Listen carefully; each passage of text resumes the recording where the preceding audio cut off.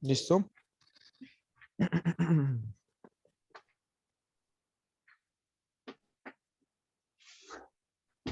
Bueno, entonces, como veníamos diciendo, muchachos, a lo largo de todo el planeta,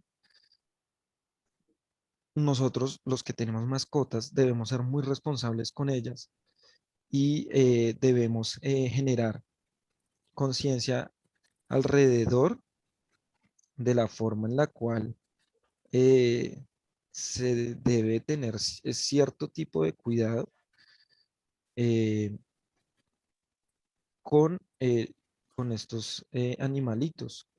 Todos los que tenemos animalitos sabemos que toca vacunarlos cada año, ¿no? Toca vacunarlos cada año contra principalmente la rabia. Esta vacuna va a permitir que el virus no se desarrolle dentro del cuerpo del animal, en dado caso, sobre todo cuando los animalitos están teniendo salidas constantes a la calle, etcétera, pues eso va a ser muy riesgoso porque pueden adquirir una gran cantidad de enfermedades. Entonces, hay que tener mucho cuidado con los animalitos porque en el caso de que llegue a atacar o a morder a alguna persona, pues básicamente la persona estaría en un alto riesgo de morir, ¿sí? Entonces, hay que ser muy conscientes de que estos procesos biotecnológicos también no son solo para específicamente para los humanos, sino también para los animalitos, para que ellos no se enfermen. Por eso tenemos que eh, tener eh, conciencia de que las vacunas realmente son muy importantes. Ahora, para su ensayo, si ustedes quieren, muchachos, pueden poner como, bueno, no sé, no estoy de acuerdo con las vacunas por X o Y cosa, no importa, nadie le va a decir si eso está bien o mal. Lo que sí importa, ¿sí? Eh, lo que sí importa es que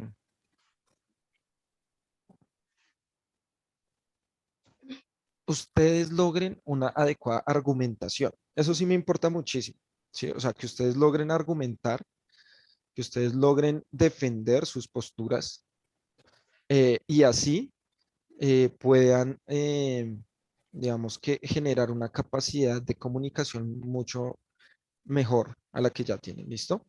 Entonces, eh, por ejemplo, en el caso de este virus, como ustedes saben, por ejemplo, hay una serie de procesos en los cuales se inspiran muchas películas, como ustedes saben, el virus de la rabia ha inspirado todo o casi todo el cine de terror alrededor de los zombies, ¿sí? De ahí viene, ¿no? Sergio, Ah, profe, es que lo que pasa es que quería preguntar por qué la rabia genera hidrofobia y también una reacción, no sé, compulsiva frente a las luces fuertes. espérame un momento que está pasando un avión y no me dejó escuchar. Ya, ahora sí. Ah, listo. Que por qué los pacientes con rabia presentan hidrofobia y una reacción errática hacia la luz fuerte. Bueno, lo que pasa es que como afecta el sistema, principalmente el sistema muscular y el sistema nervioso, entonces pone mucho más sensible al sistema nervioso. Entonces los nervios, sobre todo el nervio óptico, cuando recibe la luz, entonces le va a dar una sensibilidad, ¿no? Y en el caso del agua, no es sencillamente con el agua, sino es por la percepción de frío que genera, ¿sí? Entonces, como está atacando también los músculos, recuerden que pues los músculos son muy importantes para generar energía en forma de calor en nuestro cuerpo también. Entonces, digamos que el contacto con el agua eh, va a alterar a la persona que ya está enferma.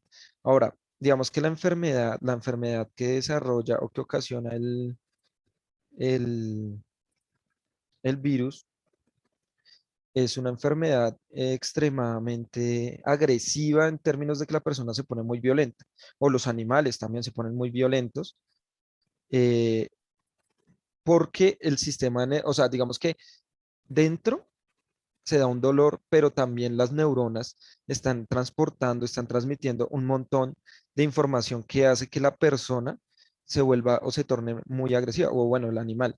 Como por ejemplo pasa con las personas que tienen alguna condición o eh, alguna afección en el sistema nervioso.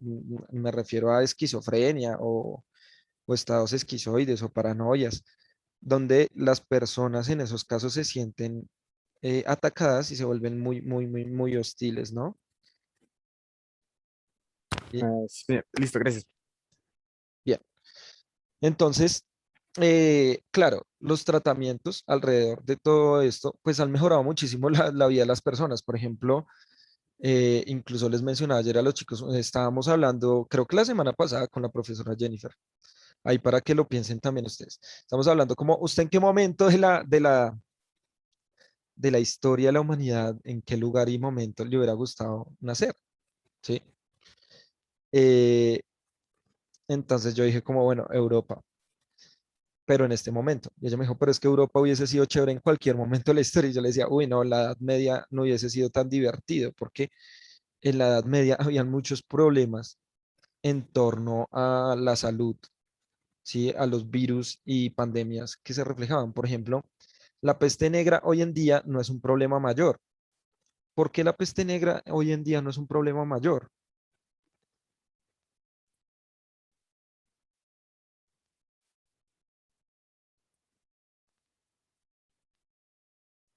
¿Por qué creen Porque ustedes? está registrada como una de las enfermedades que han sido erradicadas. No, digamos que ha habido brotes todavía. ¿Saben qué genera saben qué genera la peste? ¿Sí se acuerdan?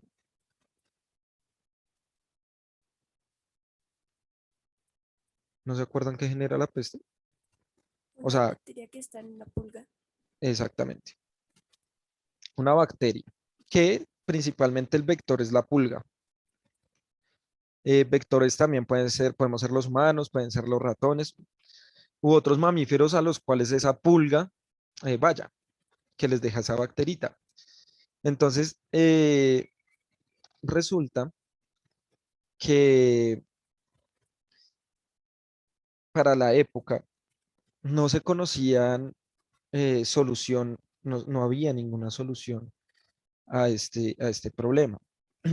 Entonces, muchos años después, cuando se descubren los antibióticos,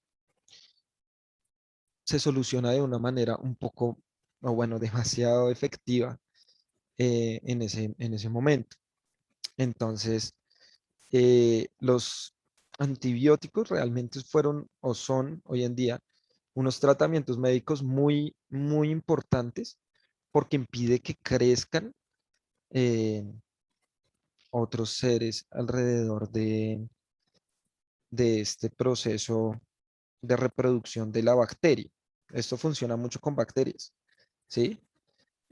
Pero alguien sabe eh,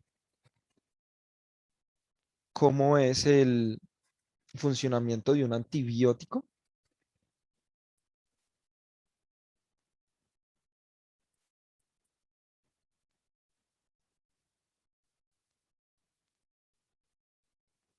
¿O qué es un antibiótico?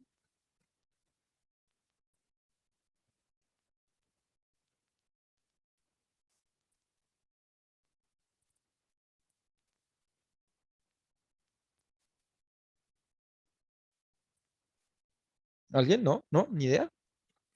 A ver qué nos pone acá. nuestro amigo. Santiago. Digo que es como una sustancia la cual, pues, intenta como defender al sistema inmunológico y así. Ujú. Listo. Sergio. Pues un antibiótico es una sustancia química que actúa en función de evitar que el microorganismo se reproduzca Ujú. Listo. y que ya el cuerpo lo pueda atacar. Pero no funciona con un virus por lo de Porque no que es el un virus ser no se vivo. autorreproduce. Exactamente. Eh,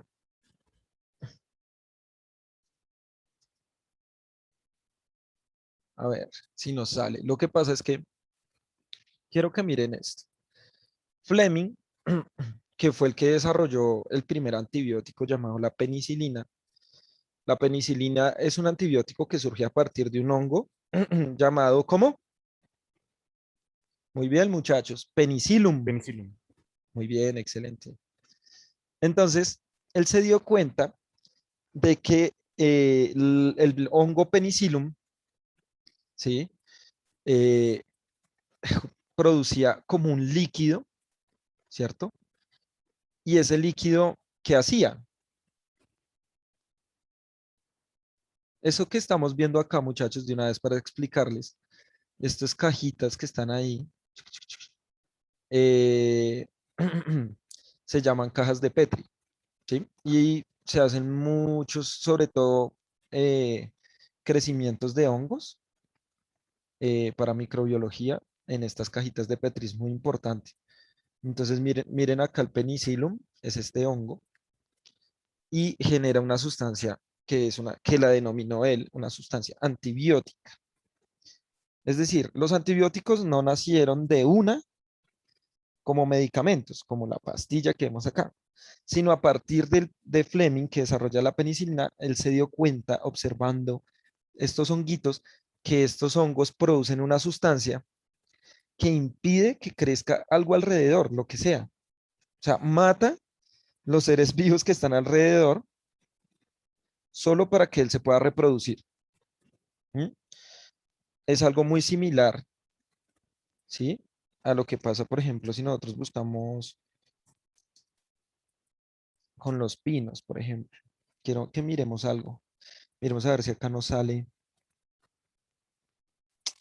No, pero es que si ustedes miran, por ejemplo, este es un bosque de pino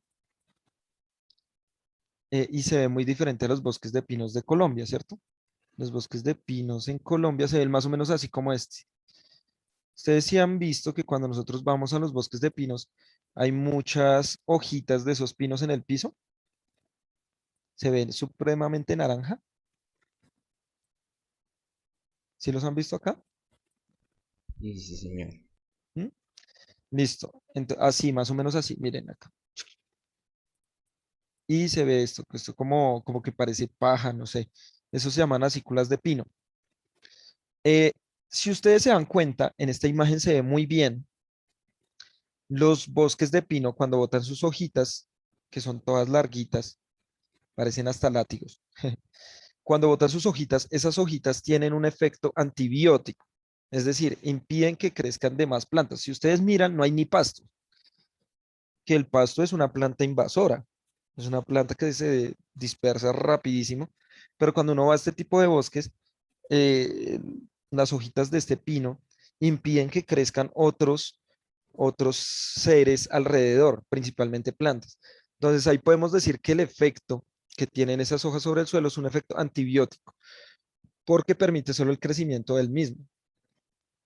Entonces cuando Fleming ve ese efecto también, que lo ve por primera, o bueno, lo entiende a partir del proceso, ¿sí? Con el hongo, con penicillium, ¿cierto? Eh, vamos a ver que este proceso fue muy importante para cambiar la vida de las personas. Ahora, eh, ¿qué podríamos decir nosotros del consumo? Todos hemos consumido, o la gran mayoría por lo menos, hemos consumido antibióticos, bien sea en, en inyecciones, que les pinchan la cola y ¡pin! Tome su antibiótico, o en pastillas. Ojo, es diferente hablar de antibióticos antigripales o a las vacunas eh, que hay de los virus, ¿sí?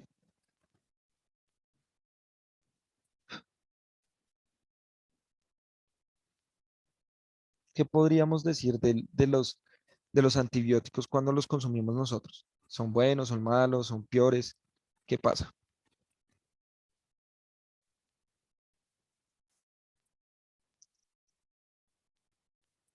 ¿Qué creen ustedes?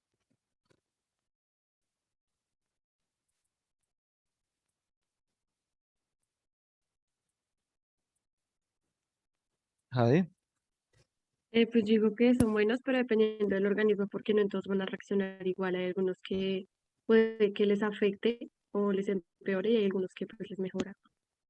pero ¿tú qué crees cuando tú los has consumido? ¿Qué crees? Es que yo no tomo pastillas, profe, pero ¿No ni nada consumes de eso. pastas? No, no me gusta. Pero ¿Vacunas? pues cuando la hago sí me, bueno, depende de cuál sea. Pero digamos, ya si estoy muy mal, si la tomo y sí me ayuda, como que logra disminuir lo que tenga. Muy bien, excelente. ¿Alguien más?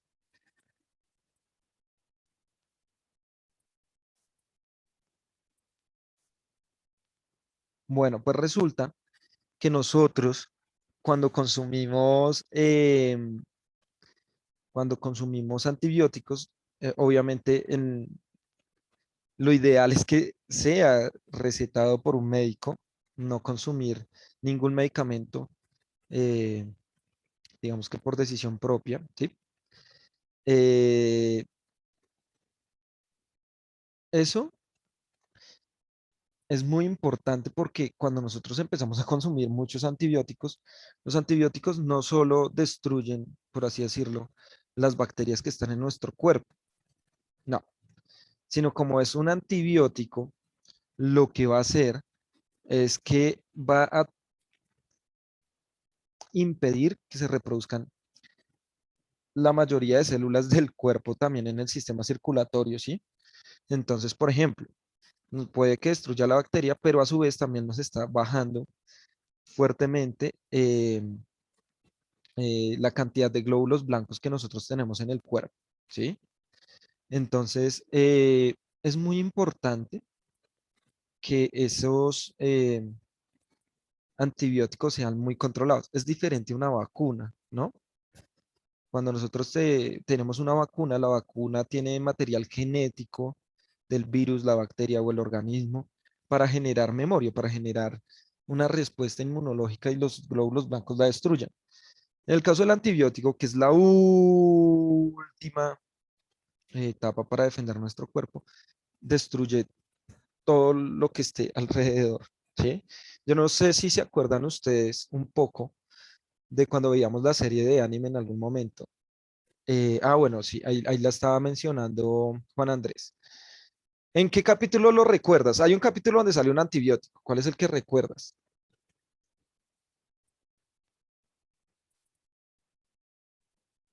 Juancho.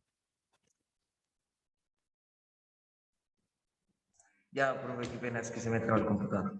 Ok. Era un capítulo en el que como que se tomaba una pasta y de la pastica salía como un robot y empezaba a atacar a todas las células del cuerpo, Eh, independientemente de cuál. Exactamente, ese es el capítulo. Y eso es lo que hace un antibiótico realmente. O sea, no es que al antibiótico no le importa, ay, no, si es el cuerpo de este man que me está consumiendo. No, también igual va a ser muy agresivo. Entonces, cuando nos mandan antibióticos, a ustedes les dicen, o a sus familiares, porque ustedes supongo, bueno, no deben legalmente consumir alcohol, pero cuando uno va al médico y le dicen que le van a mandar antibióticos, le dicen, no puede consumir licor. ¿Por qué? Porque el licor vuelve ácida la sangre. Y no es que usted se intoxique, no, sino que daña el efecto del antibiótico. Pero como usted ya consumió antibiótico, el antibiótico le está destruyendo las bacterias, pero también los glóbulos blancos y la defensa del cuerpo. Entonces, si las personas consumen alcohol con los antibióticos, cortan el efecto del antibiótico y hacen que el cuerpo sea más vulnerable para que entren otro tipo de bacterias o virus al cuerpo. lo cual es exageradamente peligroso, ¿sí? Entonces miren que nosotros actualmente nacimos en una época donde los avances biológicos son buenísimos, son buenísimos. Eh, entonces, digamos que han permitido a lo largo del tiempo eh, mejorar cada vez las condiciones en términos de salud de las personas. Nosotros ahorita tenemos muchas formas de, digamos que de controlar nuestra salud, incluso con smartwatch, con relojes inteligentes. Se puede hacer el control de nuestros aspectos de salud, se puede hacer el control de las formas en las cuales nosotros nos estamos alimentando, que también van a ser muy importantes. Y eso, obviamente, está muy ligado al desarrollo biotecnológico. Nosotros somos una sociedad, la sociedad occidental, la mayoría de nosotros que estamos acá en esta clase, a excepción de Jade, eh, nos volvimos como muy dependientes a las pastas. Bueno, siempre nos han generado, nos han inculcado una dependencia a las pastillas, como si eso fuera la solución. Obviamente, puede que estas solucionen algún problema, pero también generan algunos daños en el cuerpo, porque son unos componentes químicos que van a generar cambios en la acidez de la sangre, que pueden generar residuos para nuestros riñones, etcétera, etcétera, etcétera. Entonces Jade dice, bueno, las cosas naturales son mejores. Bueno, depende.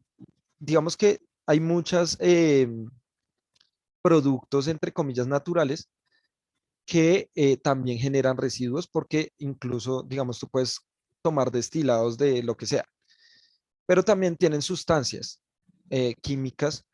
Recuerda que todo es químico en términos de que su composición es atómica, la materia, entonces va a generar sustancias en el cuerpo. Entonces, lo que sí pasa con las pastillas, estas que recomiendan casi siempre en el médico, etcétera, es que han sido desarrolladas por la industria farmacéutica. No es lo mismo hablar de la industria farmacéutica, eh, digamos que a esta gran escala, produciendo vacunas, produciendo eh, medicamentos, que hablar de, por ejemplo, empresas naturistas que sacan tabletas o sacan algún producto en términos medicinales que realmente es mucho más pequeño. Entonces, la industria farmacéutica a lo largo del tiempo ha mostrado que desea y quiere el control de de la producción de fármacos, y por eso es que actualmente nosotros tenemos muchas vacunas de la COVID-19. O sea, el fin de de la ciencia, de la biotecnología como tal, no es como tal ayudar al humano, sino se volvió vender más. Cada vez que te vas a purgar, cada vez que vas a hacer X o Y cosa, de una, te venden y te venden pastas, ¿sí?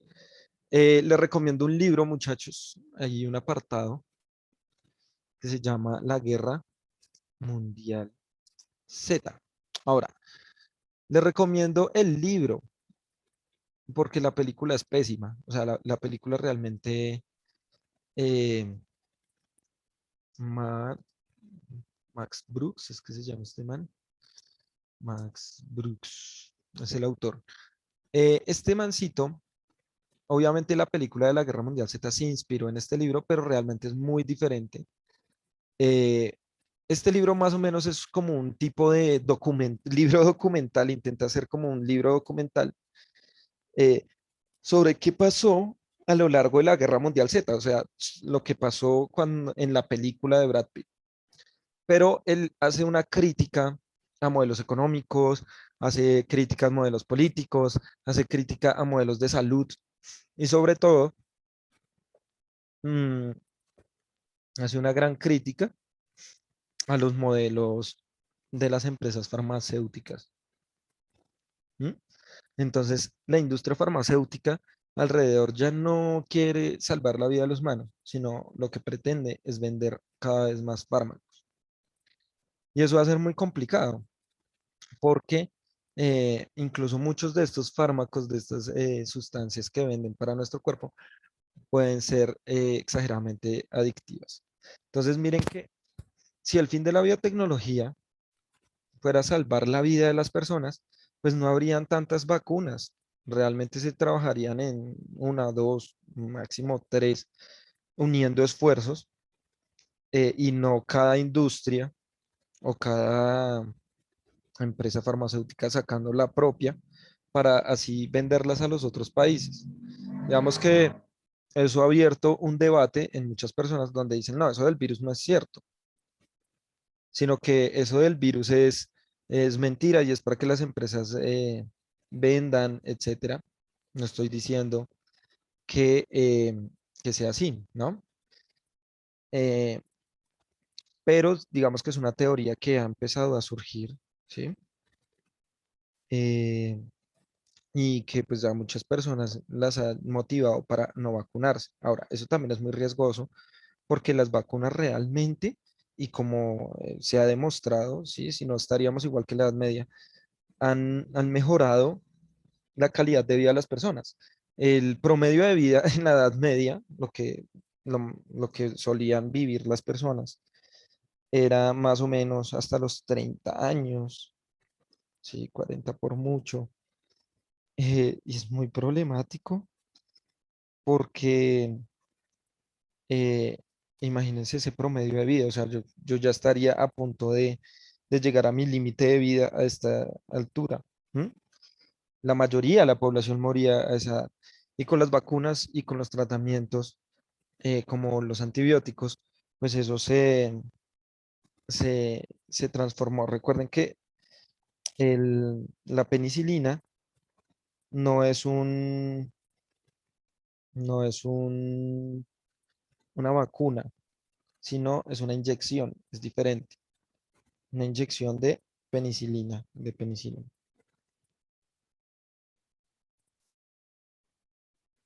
Ah, profe, la penicilina es una inyección intramuscular, ¿cierto? Sí, sí, Listo, gracias. intramuscular.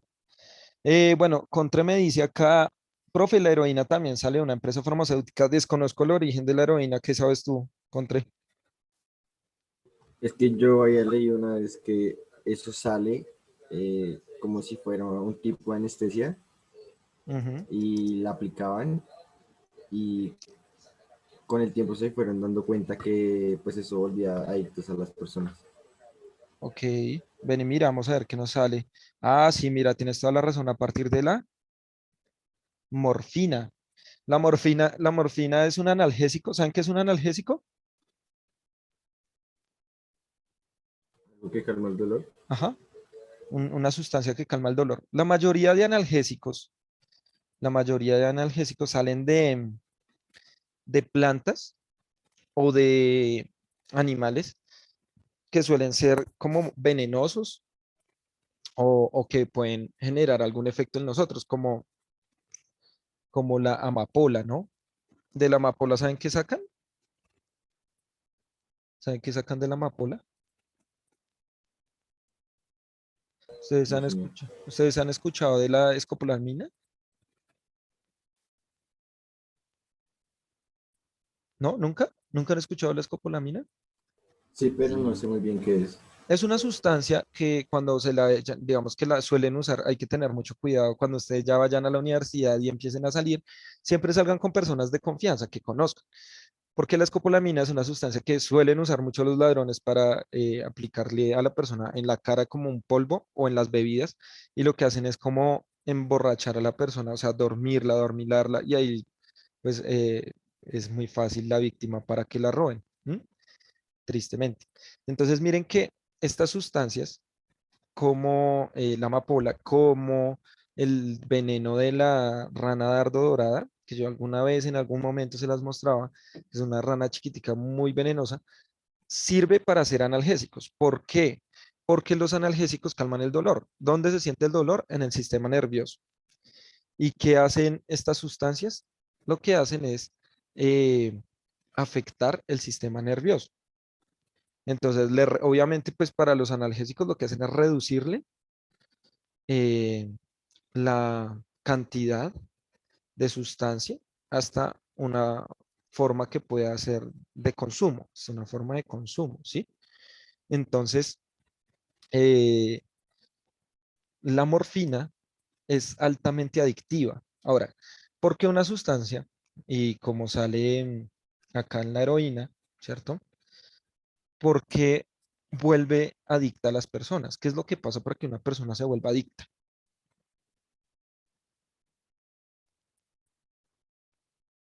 Le genere satisfacción. Placer. Sí, todo está relacionado con el placer. ¿Listo? Se vuelve adicto al placer. Ahora, ¿qué neurotransmisor de nuestro cuerpo está relacionado con el placer? Para que lo anoten ahí en su cuaderno grande. La dopamina, así se llama. Ustedes sí han escuchado esa palabra, digamos, cuando uno ve a una persona que está así como medio mal. Uno dice, uy, está dopado. ¿Sí han escuchado eso? O cuando alguien hace trampa en un deporte y está dopado. Eso quiere decir que ha consumido una sustancia diferente en el cuerpo que ha cambiado el funcionamiento de su sistema nervioso y generó la producción de dopamina. ¿M?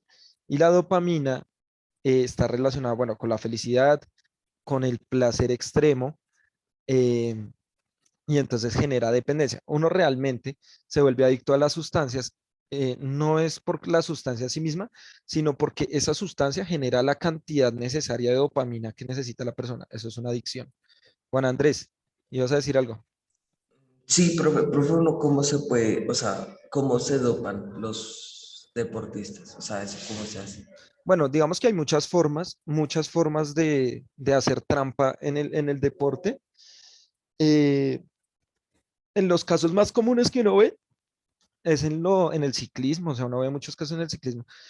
¿Ustedes conocieron a Lance Armstrong, el ciclista, uno de los ciclistas más famosos y conocidos de la historia? Sí, señor.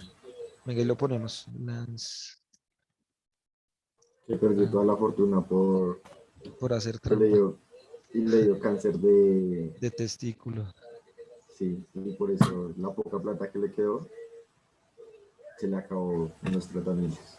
Bueno, digamos que primero por los tratamientos y segundo también le quitaron mucho porque cuando él era ciclista del Sky, eh, hizo trampa, que era lo que él hacía. Muchos años después, es más, hace como unos 2 años creo que confesó eso, él se hacía transfusiones de sangre antes de las competencias y se metía sangre oxigenada y entonces como era sangre de su mismo tipo de sangre, pues no lo detectaban como dopaje, ¿sí? Ahora, casi siempre pues toman como estrógenos y esteroides que lo que hacen es que los neurotransmisores trabajen mucho más rápido y el cuerpo recupere cada vez más rápido y los músculos tengan mucha más fuerza. Eso es realmente lo que hace, ¿sí? Entonces, digamos que también, digamos, hay otras formas, hay dopajes mecánicos, pues les llaman así, ¿no? Dopajes mecánicos, por ejemplo, eh, ay, ¿cómo se llama? Chris Froome, ¿sí conocen a Chris Froome? Sí, Pues a los que les gusta el ciclismo, que vean el ciclismo. Christopher Froome, este es sí, uno de los mejores ciclistas que han existido. Eh, este mancito, se dice que cuando le ganó el Tour de Francia a Nairo, que Nairo quedó de segundo, él tenía un pequeño motorcito en las bicicletas que no se detectaba. Y muchos están diciendo que el actual campeón del Tour de Francia, que es Pogacar, también está usando lo mismo. ¿M? Entonces, digamos que hay múltiples formas. Lo que sí es cierto es que puede haber dopaje en el deporte, como ya es bien sabido, pero eso también está como muy metido con las formas de corrupción que hay, porque eso se puede detectar, digamos, por neurotransmisores en la sangre o exámenes médicos, se puede detectar de qué forma está funcionando el organismo. Bueno, muchachos, voy a dejar hasta acá. ¿Por qué? Porque les voy a dar este tiempo de aquí, de las 8:46 hasta las 9 de la mañana, para que hagamos la actividad del pantallazo en NormaClick. ¿Listo? Entonces, en este momento voy a abrir la asignación y a las 9 la suben. De aquí a las 9 la suben. ¿Estamos? No se les olvide. Listo, mis amores. Entonces, Listo, profe. Antes de que se termine la clase, una pregunta. ujú. ¿Por qué los esteroides bajan la densidad ósea? Bueno, lo que pasa es que cuando tú produces esteroides, los esteroides a cierta edad, no siempre, a cierta edad, solo se aplican a los músculos. Entonces, digamos que todas las vitaminas y los requerimientos energéticos se van a ir a los músculos y tú vas a perder mucho calcio. Por tanto, los huesos se van a debilitar, ¿sí? Entonces, es muy importante que si una persona va a consumir eso, bueno, lo recomendable es que no lo consuman, obviamente, ¿sí? Pero pues eso pasa. Entonces, si se llegase a consumir, pues primero ser conscientes de que eso va a afectar fuertemente su cuerpo, y en ese momento, pues digamos que van a empezar a perder mucho calcio y van a tener también muchas sustancias, sobre todo sales, que se les pueden solidificar ¿qué? Ay, esto no sirve, muchachos. Se les puede solidificar en los riñones. Entonces pueden tener daño en los riñones, pueden tener daños en el sistema circulatorio y por tanto, pues muchos, no solo los huesos, sino muchos otros tejidos se pueden ir debilitando. ¿Listo? Listo, profe, gracias. Listo. Ya estoy abriendo la asignación aquí de una vez. Esto es, a ver, ¿hoy qué es? 29 a las 00. Y dejémoslo hasta mañana.